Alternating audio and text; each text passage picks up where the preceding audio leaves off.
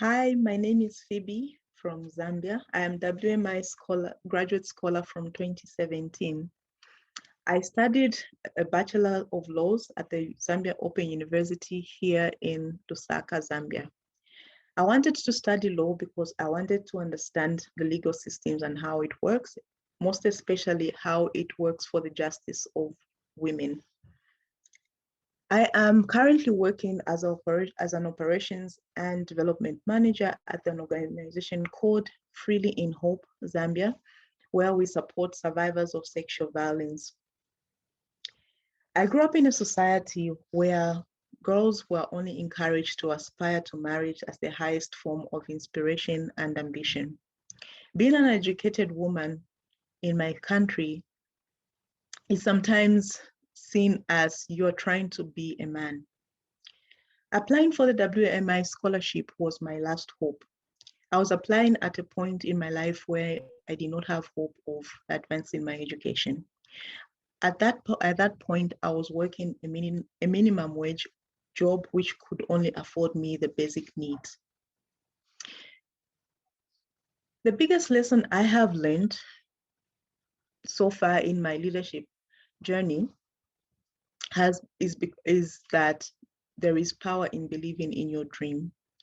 And most of all, that I am most proud mostly because I kept my promise to myself of standing up for and with women in the society I live in.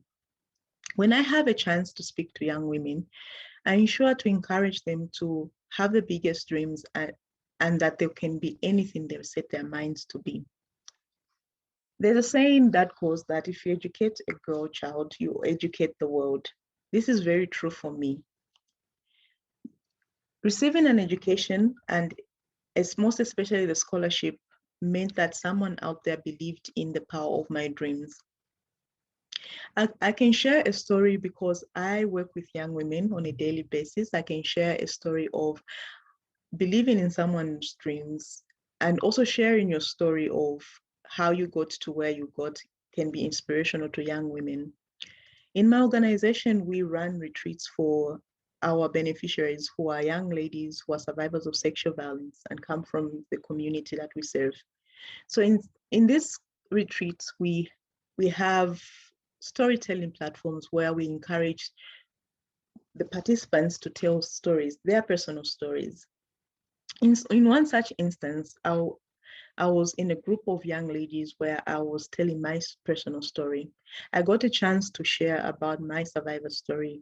I got a chance to tell my story of being a survivor of sexual violence, and that's why to also emphasize that that's why I stand for the rights of young women, especially survivors of sexual violence. At the end of that, at the end of that meeting, one young lady who I hadn't spoken to on a personal basis because of my position and also because she was very standoffish with me, came to me and thanked me for telling my story. She said that because I had the courage to be vulnerable in that setting and to tell my story, she was encouraged and she saw herself in me. She was encouraged to even become a better leader.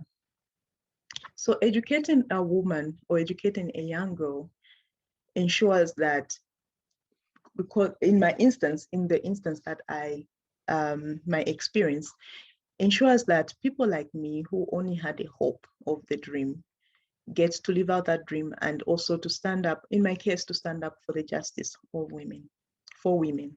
Thank you. Hi, I am Mariam Ogunene Suleiman, a WMI undergraduate scholar from Nigeria. I'm a final year undergraduate student from the Federal University of Technology, Minna. I'm currently studying electrical and electronics engineering. I love my education and schooling because it convinces me of a better tomorrow, especially given the kind of neighborhood I grew up in, where the rotten egg smell of overflowing gutters across the streets kind of surrounded me with an air of poverty. But my education and schooling is what convinced me of a better tomorrow.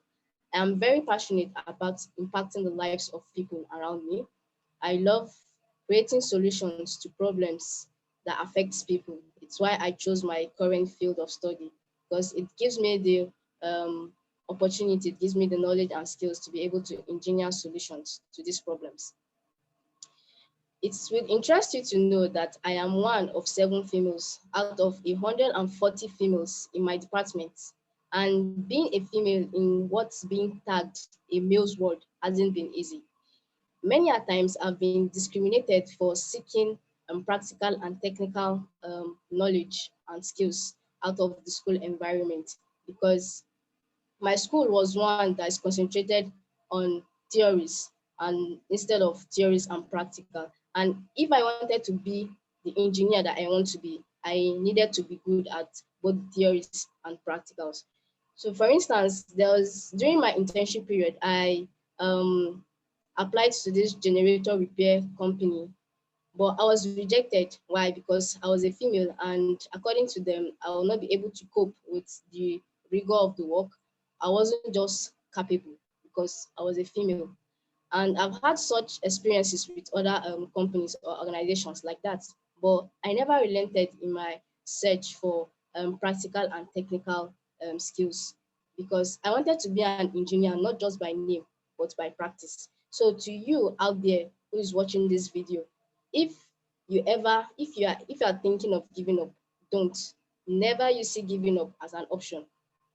WMI scholarship came at a time when things were really, I was at the verge of giving up, because during my secondary school education, that was in my final year, I had to be skipping classes in order to hug the streets so as to raise money for my final year exams.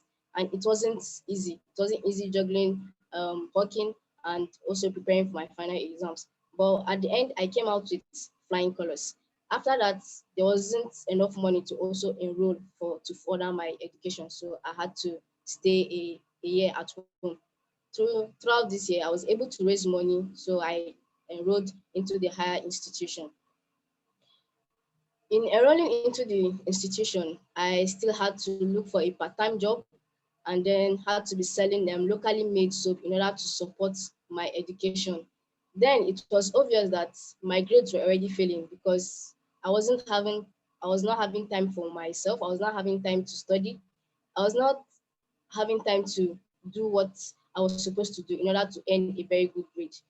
And so that was when I came across the WMI scholarship application and I applied. And lo and behold, it came as a shocker when I got the scholarship.